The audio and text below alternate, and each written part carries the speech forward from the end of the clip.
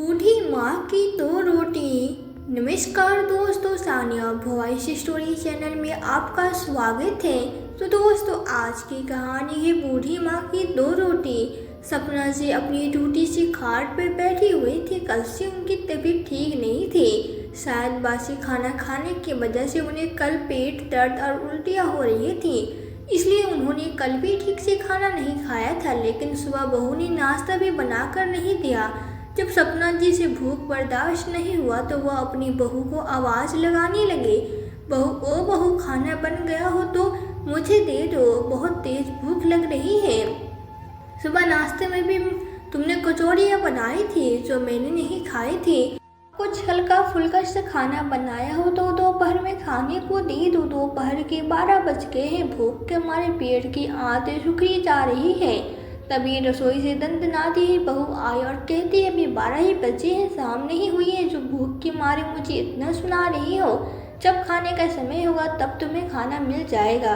सुबह से भूख भूख करने लगती हो। तुम्हारा बेटा दुकान से 2 बजे तक आता है, तभी हम खाना खाएंगे। तब तक चुपचाप से अपने कमरे में जाकर बैठो और मुझे शांति से खाना बना लेने दो।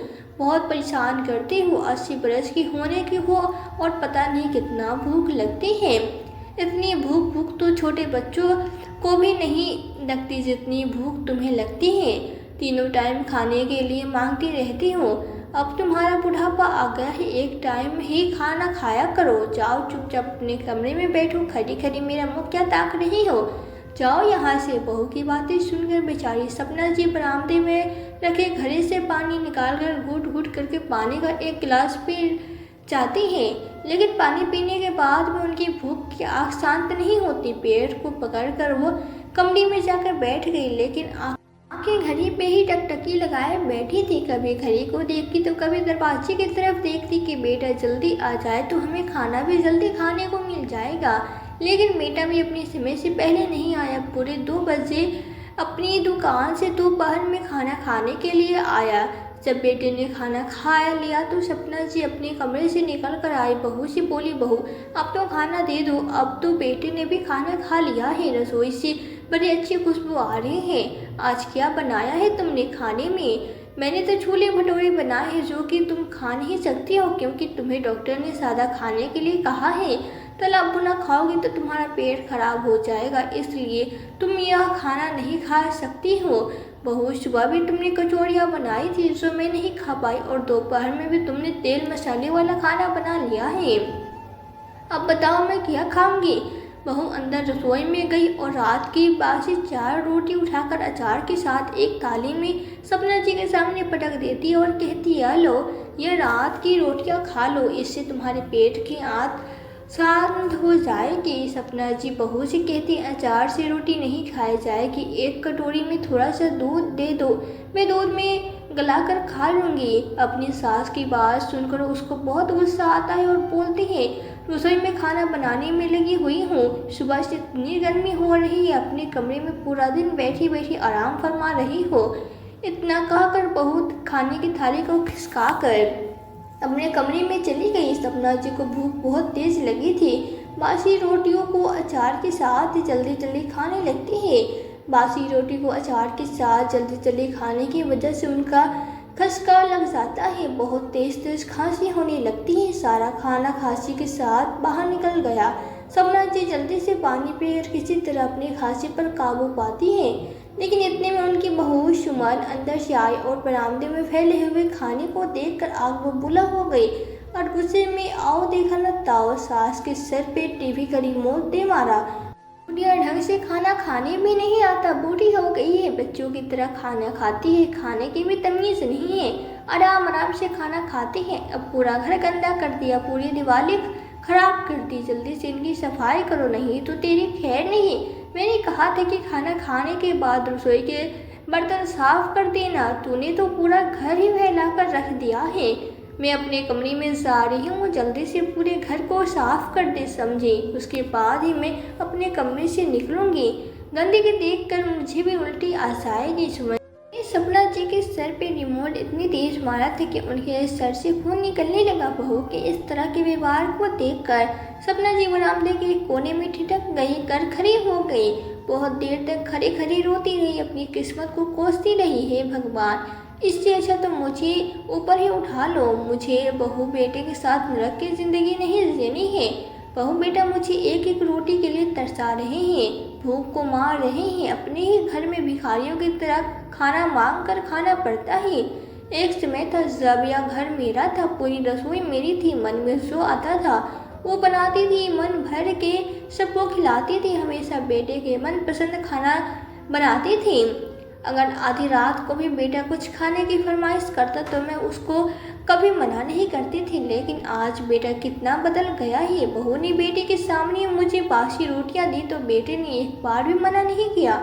जिसको मैं तीनों समय गरम गरम बना कर खिलाती थी, आज वही बेटा मुझे एक एक रोटी के लिए तरसा रहा है। बहुत देर तक सपना जी कोने में खड़ी खड़ी अपनी किस्मत को कोसती रही और फूट फूट के रोते रही। आज उनके पति भी नहीं है जिससे वो अपने मन का गुबार निकाल सके। एक बेटी है नंदनी जो नोएडा जैसे शहर में रहती है। साल 2 साल में उसका आना होता है। बच्चे पढ़ने वाले हो गए इसलिए आ ही नहीं पाती। कभी कभार फोन पे बात होती है तो बहुत ज़्यादा बात नहीं करने देती। सपना जी यह सब बातें सोच ही रही थी, तब तक सुमन कमरे से चिल्लाते हुए आती और सपना जी पर चिल्लाते हुए कहती है, कोने में ही बूथ बनकर खड़ी रहोगी या घर में फैलाई हुई गंदगी भी साफ करोगी। बहू की आवाज़ सुनकर सपना जी डर गई और जल्दी से पूरे बरामदे की सफाई करने में जुट गई। रसोई का सारा काम निपटाकर सपना जी अपने कमरे में आती है। ठीक से चला भी नहीं जाता है। कमजोरी की वजह से लड़खड़ाते हुए वह कमरे में आकर खटिया पे गिर पड़ती है। थकान इतना ज़्यादा हो गई थी कि गिरते ही सो जाती है। दूसरे दिन सुमन सपना जी की चारपाई कमरे से निकाल कर आंगन के एक कोने में रख डाल देती है। सपना जी कहती है, बहू आंगन में बहुत गर्मी होती है, कमरे में पंखा भी है, आंगन में ऐसी गर्मी में मैं रात में कैसे सोऊंगी। इस कमरे की ज़रूरत है और तेरे लिए इतना बड़ा कमरा मैं नहीं छोड़ सकती। रात को आंगन में सो जाया कर और दिन में आंगन में छोटा सा नीम का पेड़ लगा है, उसके नीचे अपनी चारपाई खिसका लिया कर। कमरे में जाने की ज़रूरत नहीं है। आज से तू आंगन में ही रहेगी, पूरे घर की रखवाली करेगी। सपना जी का बेटा करण जो कि अपने पिता की कपड़ों की दुकान को संभालता था, पास के ही एक छोटे से उसके पिता के कपड़ों की दुकान थी। पिता के जाने के बाद करण उसी दुकान पर बैठने लगा। सुबह 7 बजे दुकान पर चला जाता, दोपहर में खाना खाने के लिए आता और रात को 8 बजे तक वो दुकान को बंद करके घर आ जाता। जाने कितनी बार करण ने अपनी माँ को उस चारपाई पे आंगन में गर्मी में लेटे हुए देखा। कभी धूप में से परेशान है तो कभी मक्खियाँ उसको परेशान कर रही है, कभी रात में मच्छर काट रहे हैं। लेकिन मजाल है कि कभी करण ने अपनी माँ से कहा हो कि माँ तुम अंदर कमरे में जाकर लेट जाओ, बाहर आंगन में बहुत गर्मी है। उसे अपनी माँ के हाल से कोई फर्क नहीं पड़ता। एक दिन सपना जी की बेटी नंदनी का करण के पास फोन आता है कि भैया बच्चों की गर्मियों की छुट्टी लग गई है तो सोच रही हूँ कुछ दिनों के लिए मायके आ जाऊँ। 2 साल से मायके नहीं आई हूँ, मासी भी नहीं मिली हूँ। इस बार समय मिला तो सोच रही हूँ कि कुछ दिनों के लिए आ जाऊँ। माँ की और आप सबकी बहुत याद आ रही है। अगले 10 दिन बाद का रिजर्वेशन हो गया है, 10 दिन बाद में आ जाऊंगी। नंदिनी की आने की बात सुनकर करण को जैसे सांप सूंघ गया हो। उसे न हाँ करते बन रहा था न नहीं करते बन रहा था। सुमन की छाती पर तो जैसे सांप लौट रहे थे अपनी ननद के घर आने की बात सुनकर के, क्योंकि उसे अब अपनी ननद के सामने अच्छा बनकर रहना पड़ेगा, सास की सेवा करनी पड़ेगी, समय से खाना देना पड़ेगा, जो कि उसे बिल्कुल ही पसंद नहीं है।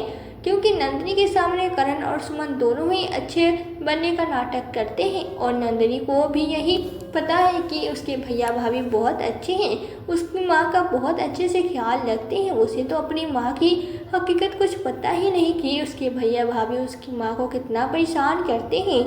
एक पालतू जानवर की तरह घर में रखे हुए हैं, समय से खाने को भी नहीं देते, घर के सारे काम करवाते हैं। लेकिन अचानक से नंदिनी को 2 दिन बाद ही अपनी मायके आ गई। मायके में जैसे ही वो घर के अंदर आई तो तड़पती हुई धूप में एक छोटी सी नीम के पेड़ के नीचे देखती है कि माँ की चारपाई पे लेटी हुई है, सूख कर काटा हो गई। ऐसे लग रहा है कि सिर्फ हड्डियों का ढांचा है, मांस तो रहा ही नहीं, पूरी चारपाई पे चिपकी हुई है।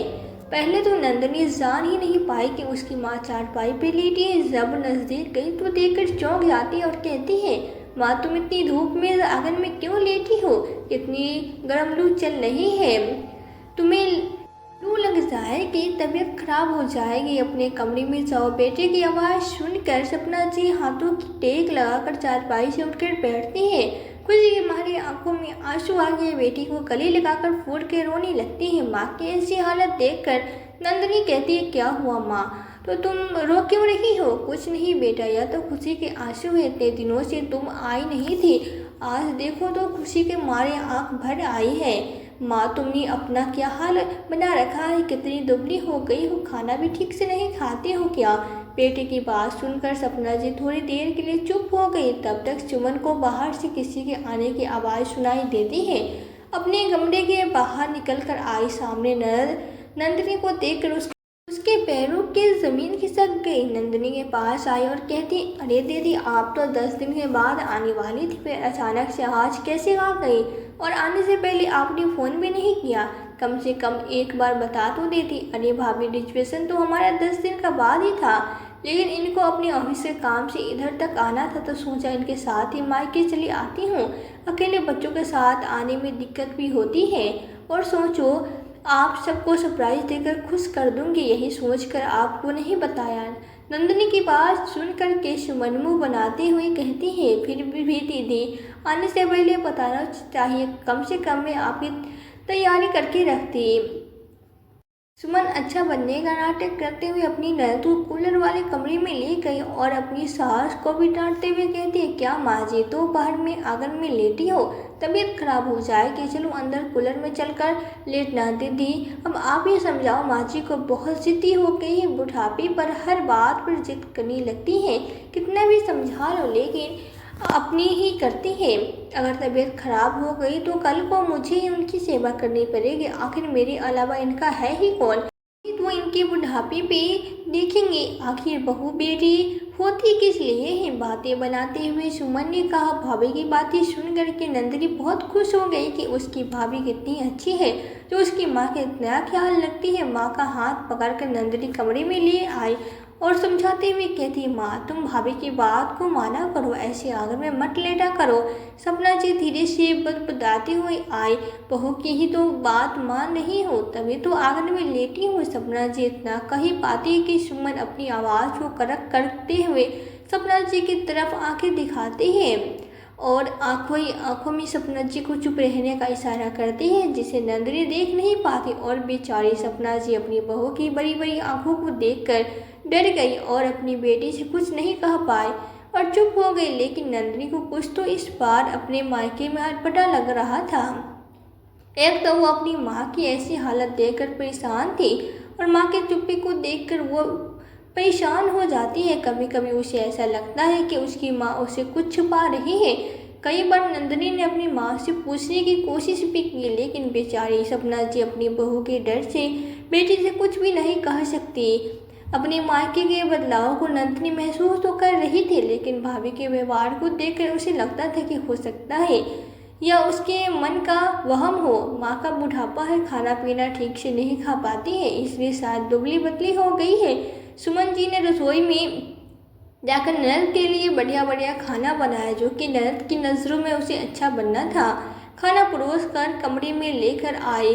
नंदनी ने माँ से कहा, माँ तुम भी खाना खा लो, खाने का समय हो गया है, आप कुछ भी नहीं खाती हो, देखो कितनी दुबली हो गई हो।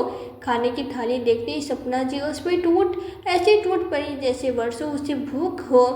इतना अच्छा खाना उन्होंने सच में बहुत सालों से नहीं खाया था। अच्छा खाना तो क्या, बहू बेटे उन्हें भरपेट खाना भी नहीं देते थे, सूखा रूखा बाकी खाना देते थे, वहीं उन्हें खाना पड़ता था।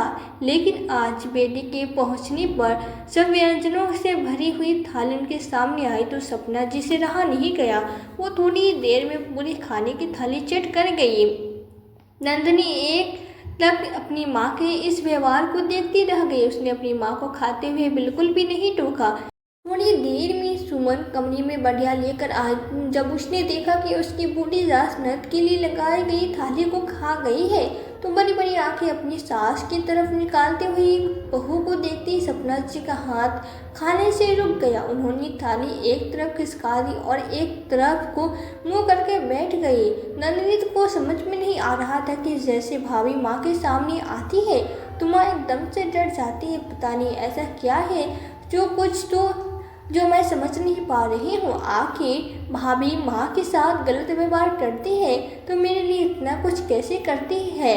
दोपहर का खाना खाने के बाद सभी लोग रात में इकट्ठे बैठते हैं। सुमन अपने पति करण से खुश फरमाते हुए कहती है, अब तुम्हारी बहन घर आई है, सीधे साधे अपनी बहन से पास के वाले फ्लैट की बात कर लो जो तुम्हारे पिताजी वो फ्लैट उनके नाम कर गए थे।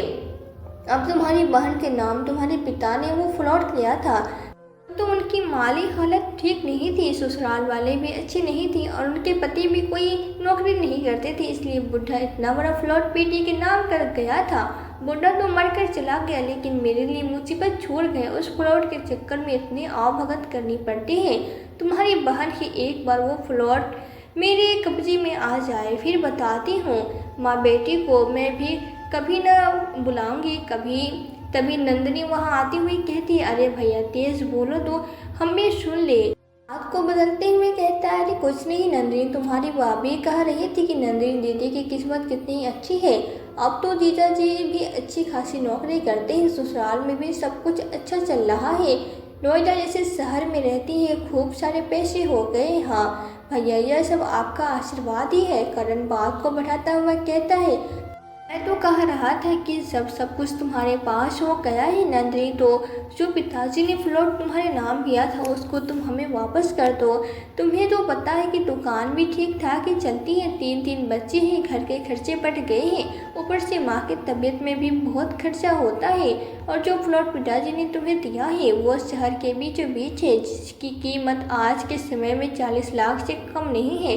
करण की बात सुनकर के नंदिनी कहती है, हाँ भैया मैं भी यही सोच रही थी कि वो फ्लैट आप अपने मायके में भाई भाभी को वापस कर दूं। अब मुझे मायके की प्रॉपर्टी की ज़रूरत नहीं है। ऐसा करना भैया भाभी, मैं 10 दिन तक रहूँगी, बर्स तैयार करवा लेना और मैं वो फ्लैट आपके नाम कर दूंगी। मुझे अब उसकी ज़रूरत नहीं, वैसे भी माँ का ख्याल बुढ़ापे पर आप दोनों ही रखना है तो उनकी प्रॉपर्टी पर हक आपका ही बनता है। अब तो मैं यही चाहती हूँ कि आप माँ के बुढ़ापे पर अच्छे से देखभाल करें और उनकी सेवा करें, इससे ज़्यादा मुझे कुछ नहीं चाहिए। मेरी माँ खुश रहे। नंदिनी की बात सुनकर के करण और सुमन खुशी से फूले नहीं समाते हैं और फ्लैट अपने नाम होने की बात सुनकर के झट से सुमन सपना जी के पास आते हैं और उसके पैर पकड़ कर दबाने लगते हैं। अरे दीदी तुम चिंता मत करो, हम तो माँ को अपनी पलकों पे बैठा कर रखेंगे, खूब सेवा करेंगे। लेकिन सपना जी बार बार अपने पैरों को बहू के हाथों से खींच रही थी क्योंकि उन्हें पता था बहू जितना पैर दबाएगी उससे ज़्यादा बेटी के जाने के बाद मेरे ऊपर जुल्म ढाएगी। दूसरे दिन की सुमन और करण फ्लैट को अपने नाम करवाने के लिए कागजात बनवाने के लिए चले जाते हैं। इधर नंदिनी अपनी माँ से कुछ पूछने की या जानने की कोशिश करती है कि माँ इतनी बदलती क्यों हो, चुपचाप क्यों हो, मुझे डरी सहमी सी क्यों लग रही हो। लेकिन उसे ज़्यादा कुछ पता नहीं चलता है। तभी नंदिनी का भतीजा जो कि 12 साल का है अपनी बुआ से कहता है कि उसे भूख लगी है, खाने को कुछ दे दो। नंदिनी रसोई में भतीजे के लिए खाना परोसने चली जाती है। पीछे पीछे उसका भतीजा भी आ जाता है। रसोई में रखी हुई बासी रोटियों को देखकर कहता, अरे यह तो दादी का खाना है, मैं दादी को देकर आता हूँ। भागकर उन रोटियों को दादी के सामने फेंक देता है। पीछे से नंदिनी रोकते हुए बाहर आती है और कहती है, यह क्या कर रहे हो, दादी को बासी रोटियाँ क्यों दे रही हो। बुआ दादी तो हमेशा बासी रोटियाँ ही खाती हैं, मम्मी उसको यही खाना देती है। और दादी अंदर कमरे में नहीं बाहर नीम के पेड़ के नीचे पर सोती है। भतीजे की बात सुनकर नंदिनी के पैरों तले जमीन खिसक जाती है। उसे तो भरोसा ही नहीं हो रहा था कि जो भाई भाभी उसके सामने इतना अच्छा बनने का नाटक कर रहे हैं, उसके पीठ पीछे माँ के साथ ऐसा व्यवहार करते हैं। माँ के साथ ऐसा अत्याचार देखकर नंदिनी की आंखों से झरझर आंसू बहने लगे। हिम्मत करके माँ के पास आई और पूछती, माँ तुम्हारे सर पे यह चोट कैसे लगी।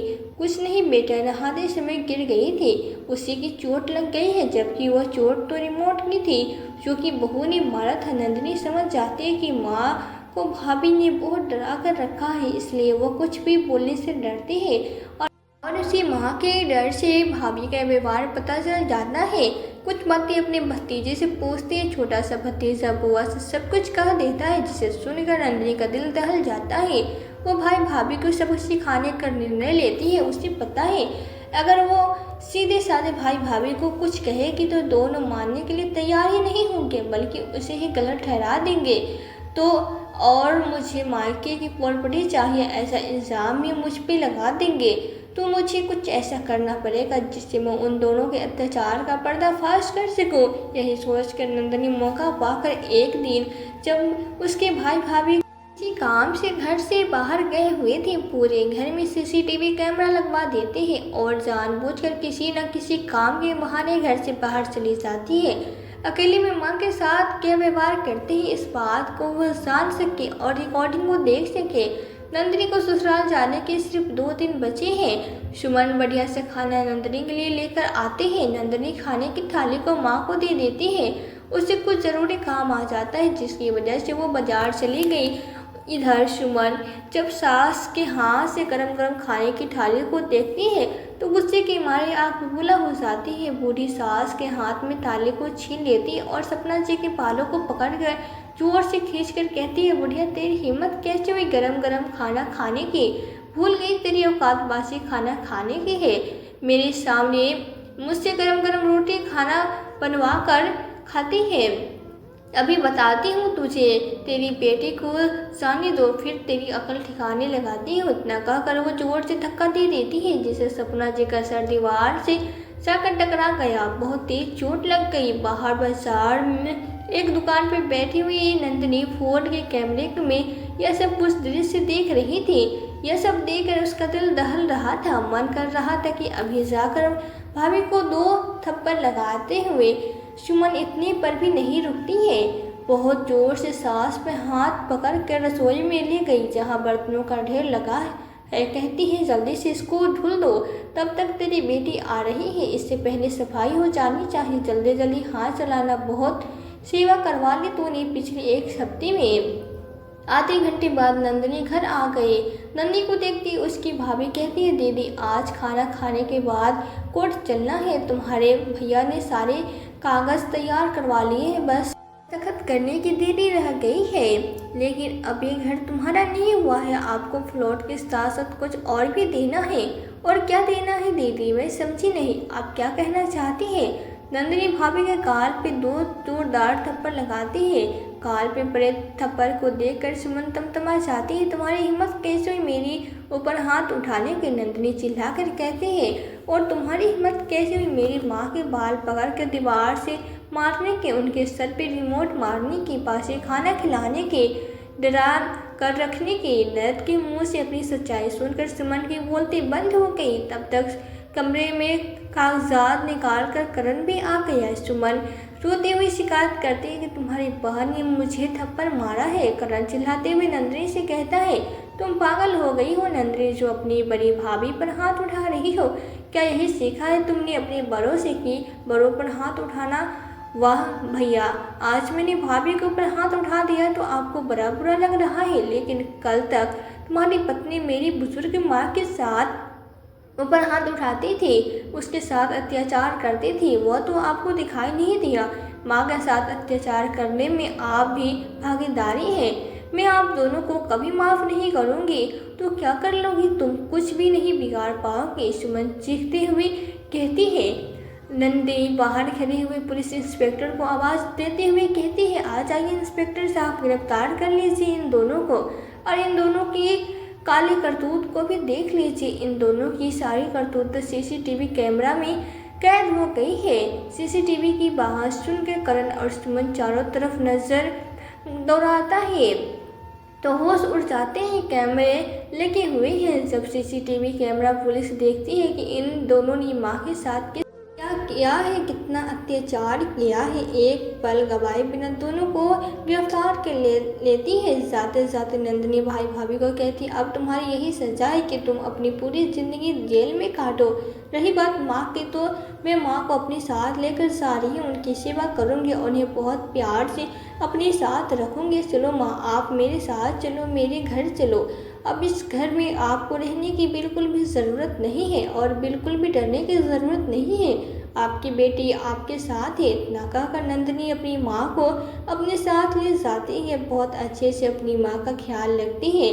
समय पे इलाज कराती है। सपना जी को अपनी बेटी के घर में बहुत अच्छा लगता है। कुछ ही दिनों में वह स्वस्थ हो जाती है। अपनी माँ को स्वस्थ देखकर नंदिनी की खुशी का ठिकाना ही नहीं रहता। वो बहुत खुश होती हैं और दोनों माँ बेटी बहुत ही प्यार से एक दूसरे के साथ समय व्यतीत करने लगती है। दोस्तों, इस कहानी को अंत तक देखने के लिए आपका बहुत बहुत धन्यवाद। क्या नंदिनी ने सही फैसला लिया? हमें कमेंट में ज़रूर बताएं। यदि वीडियो आपको अच्छी लगी हो तो वीडियो को लाइक करें और शेयर करें। चैनल पर यदि नए हो तो चैनल को सब्सक्राइब जरूर करें। साथ ही बेल आइकन को प्रेस कर दें ताकि आने वाली वीडियोस की नोटिफिकेशन आपको मिलती रहे। तो आज के लिए बस इतना ही। मिलती हूँ आपसे एक नई वीडियो में एक नई कहानी के साथ। कहानी को अंत तक देखने के लिए आपका दिल से बहुत बहुत धन्यवाद।